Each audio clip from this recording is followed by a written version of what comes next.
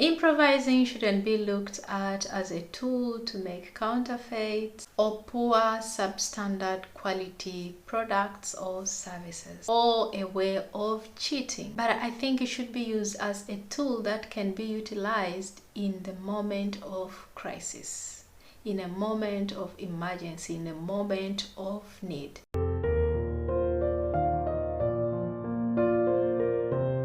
Hello, welcome. Here I talk about real life experiences for personal development, community building, grief support, mental health, among other things. Today I'll be talking about the art of improvising. Growing up, I was raised in a household of over maybe 20 people. My grandmother was the heart of the family. She knew the amount of food the family needed for a meal and still had surplus for when guests showed up unannounced. On some days, things wouldn't go as planned, especially when it was someone else planning the meals. During times like this, maybe grandma has gone for a visit, or she has some engagements, or she is training us up to take up her skills in meal preparation for a big family. I remember several times, especially when it came to measuring sauce for the family, it was always hard for me to get it right when it was my day for mentorship, like mentoring from grandma. It was very hard for me to get the sauce right. There would always be shortages here and there. However much I tried, there would still be a shortage. At such times, grandma would improvise. She would ask me how many people are present at the table or are present for the meal. I would then run out maybe under the tree where the other family members are gathered. I would do like a head count, but like at heart. And I'll run back and tell grandma the number of people who are there. She would then divide the portions of food, of the sauce, into categories for the people who are away, for the people who are present at home, and sauce for emergencies. So she would divide it into 3 portions. Then she starts serving.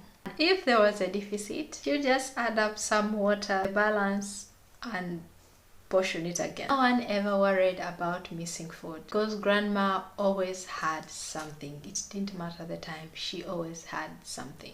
And many times we found ourselves making light jokes. If you ever get late for meals, you'll end up eating salty water as sauce. She always had boiling water on the fireplace. And for some reason, the food still tasted very delicious, very nice. She just had I don't know how I can say, but she just had magical hands that the food always tasted good.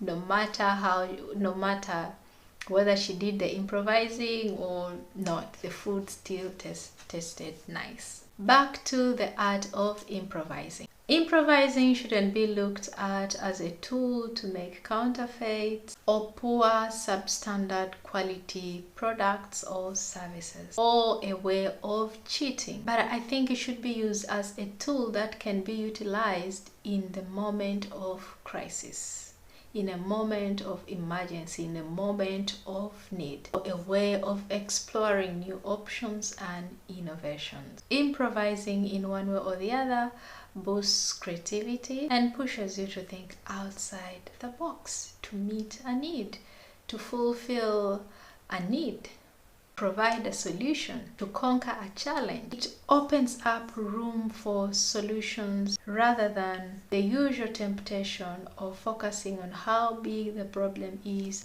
and how hard it is to solve the problem. I could say life itself is full of unexpected turns and twists here and there. Therefore, we should be able to improvise so that we get the best out of whatever twist or turn we may be encountered with in life, and offer the best to others and not leave anyone outside. And sometimes life will require us to improvise in many ways at various stages.